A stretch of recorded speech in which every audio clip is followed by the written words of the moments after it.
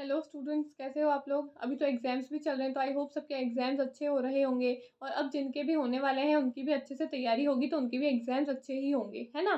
तो अब इस वीडियो में हम बात करेंगे कि 19 जून को फर्स्ट शिफ्ट में जिन बच्चों का पेपर हुआ उनका पेपर कैसा हुआ, ईजी आया या फिर टफ आया, कौन से चैप्टर में से कैसे क्वेश्चन आए, कहाँ से क्वेश्चन ज़्यादा आए, कहाँ से क्वेश्चन कम आए। इन सब की बात आज हम इस वीडियो में करेंगे, ठीक है। तो सबसे पहले अगर हम एग्ज़ाम की लेवल की बात करते हैं, तो एग्ज़ाम जो था वो ईज़ी टू मॉडरेट लेवल का था, ज़्यादा टफ नहीं बताया है स्टूडेंट्स ने, ठीक है।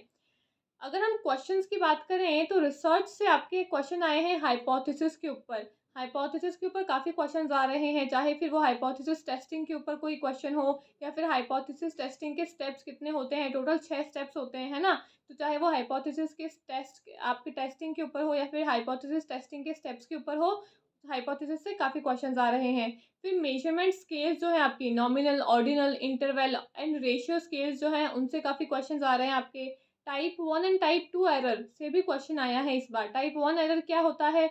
जब आपको नल हाइपोथेसिस आप जब टेस्ट करते हो, तो उसको जब आप टेस्ट करते हो अपने नल हाइपोथेसिस को, तो आपको नल हाइपोथेसिस को एक्सेप्ट करना होता है। लेकिन क्योंकि आप वहाँ पे एरर कमिट करते हो और आप उसको रिजेक्ट कर देते हो, तो वो होता है आपका टाइप 1 एरर, जिसको आप अल्फा एरर भी कहते हो। टाइप 2 एरर क्या होता है? जब आपको अपनी नल हाइपोथेसिस को रिजेक्ट करना होता है लेकिन आप उसको एक्सेप्ट कर लेते हो, है ना, तो वो होता है आपका टाइप 2 एरर, जिसको आप बीटा एरर भी कहते हो। तो alpha error, beta error, type 1, type 2 error, यहाँ से क्वेश्चन आया है आपका। फिर आपके टाइप्स ऑफ रिसर्च से एक मैच द फॉलोइंग का क्वेश्चन आया है, ठीक है। तो रिसर्च में काफ़ी क्वेश्चंस जो हैं, चैप्टर्स जो हैं, वो टॉपिक्स जो हैं वो बार बार रिपीट हो रहे हैं, तो आपको hypothesis, plagiarism, nominal scale, ordinal scale, जितनी भी आपकी मेजरमेंट की स्केल्स है, ये सब टॉपिक जो है वो एक बार वापस से देख लेना आपका एग्जाम होने से पहले, ठीक है। टीचिंग एप्टीट्यूड से आपके टीचिंग के मेथड्स पूछे गए हैं, learner centred, teacher centred. Learner की जो कैरेक्टरिस्टिक्स है वो काफ़ी बार क्वेश्चंस में आ रहे हैं, है ना। तो टीचिंग के भी जो टॉपिक्स हैं जो बार बार रिपीट हो रहे हैं, उनको एक बार देख लेना अच्छे से। अगर हम बात करते हैं डीआई की, तो डीआई जो था वो ईज़ी था, ज़्यादा टफ नहीं था, लेकिन लॉन्ग था, कैलकुलेटिव था। कैलकुलेशन करने में बच्चों को थोड़ी डिफ़िकल्टी हो रही थी, है ना। तो आपका डीआई आया था एक टॉपिक के ऊपर, जिसमें आपका एम्प्लॉइज़ का डेटा दिया हुआ था। उसमें आपके male and female, teaching staff and non teaching staff का एम्प्लॉइज़ का डेटा दिया हुआ था। ऐसा कुछ परसेंटेज बेस्ड आपका डीआई आया था। कम्युनिकेशन की अगर मैं बात करूँ, तो कम्युनिकेशन से आपके स्ट्रेट फॉरवर्ड क्वेश्चंस आए हैं, ज़्यादा घुमा-फिरा के नहीं आए हैं इस शिफ्ट के अंदर, ठीक है। लेकिन कम्युनिकेशन से क्वेश्चंस जो हैं वो थोड़े कम देखे गए हैं। आईसीटी की अगर मैं बात करूँ, तो आईसीटी में आपके आईओटी से क्वेश्चन आया है, और काफ़ी सारे 1-2 क्वेश्चन जो है वो आपसे टर्मिनोलॉजीज़ के ऊपर भी पूछे गए हैं। तो अब आईसीटी के अंदर जब भी अपने चैप्टर को प्रिपेयर करो, तो जितने भी टर्मिनोलॉजीज़ हैं, जितने भी फुल फॉर्म्स हैं, उनको सबसे पहले देख लेना, ठीक है। फिर आईसीटी के अंदर आपके मेमोरी बेस्ड क्वेश्चंस काफ़ी पूछ रहे हैं। जो आपकी मेमोरी सिस्टम है ना, उससे काफ़ी क्वेश्चन पूछे जा रहे हैं कि रैम क्या होता है, रोम क्या होता है। फिर आपके जितने भी रैम, रोम के टाइप्स हैं, primary memory, secondary memory, cache memory, registers, इनसे काफ़ी क्वेश्चंस आ रहे हैं आपके। फिर आपके ऑफलाइन मेमोरी यूजेस क्या है, उससे भी आपका आईसीटी के अंदर क्वेश्चन आया है, ठीक है।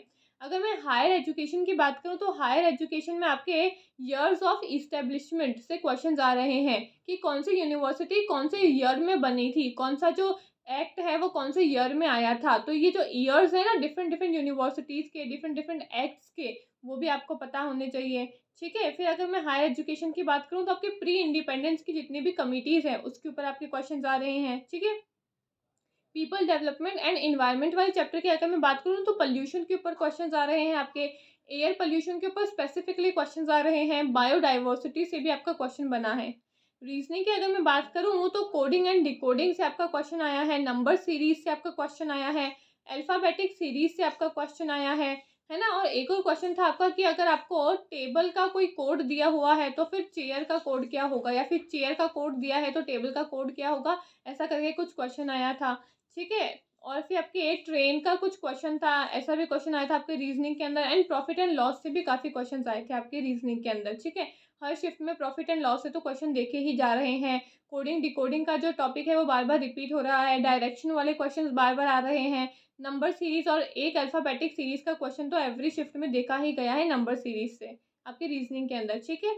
अगर मैं लॉजिकल रीजनिंग की बात करूँ, तो लॉजिकल रीजनिंग में आपसे फैलेसीज़ के ऊपर एवरी शिफ्ट में 2-3 फैलेसीज़ तो पूछी जा रही है। और न्याय फिलोसॉफी के ऊपर भी आपके क्वेश्चंस आए हैं, यानी कि इंडियन लॉजिक से भी 2 क्वेश्चंस तो कम से कम बन ही रहे हैं आपके, ठीक है। पैसेज की अगर मैं बात करूँ तो पैसेज जो था वो ईज़ी था, इतना टफ नहीं था। पैसेज आपका पेरेंट टीचर से रिलेटेड कुछ टॉपिक था, उसके ऊपर आपका कॉम्प्रिहेंशन आया था। जो उसमें 5 क्वेश्चंस थे, ज़्यादा टफ नहीं था, ईज़ी था। अगर आपको हैबिट है रीडिंग करने की, आपको पैसेज अगर अच्छे से समझ में आ जाता है तो फिर आप ईज़िली पैसेज को सॉल्व कर पाओगे, अदरवाइज़ आपको थोड़ा-सा टाइम लग सकता है।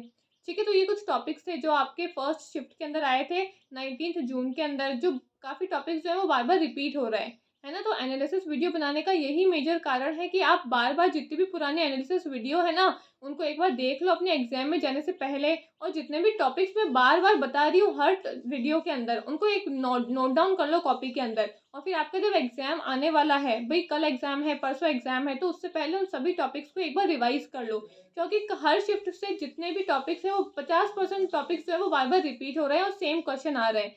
है ना? तो अब जितने भी टॉपिक्स जो बार-बार रिपीट हो रहे हैं, इस एनालिसिस वीडियो में मैं जितने भी टॉपिक्स को बार-बार बता रही हूँ ना, तो उनको कॉपी में नोट डाउन कर लो और फिर एग्ज़ाम में बैठने से पहले उनको एक बार रिवाइज़ कर लो। उनके कुछ इंपॉर्टेंट क्वेश्चंस लगा लो, उनके कुछ एमसीक्यूज़ लगा लो, अगर 4-5 दिन आपके पास में बचे हैं आपके एग्ज़ाम को लेकर, तो आपको काफ़ी हेल्प मिलेगी इनसे। ठीक है? तो आई होप आपको आज की वीडियो अच्छी लगी होगी, इन्फॉर्मेटिव लगी होगी। टेलीग्राम को जॉइन कर लेना, आपको लिंक जो है वो डिस्क्रिप्शन में मिल जाएगा, और वीडियो अच्छी लगे तो उसको लाइक एंड शेयर भी कर देना। ठीक है? Thank you.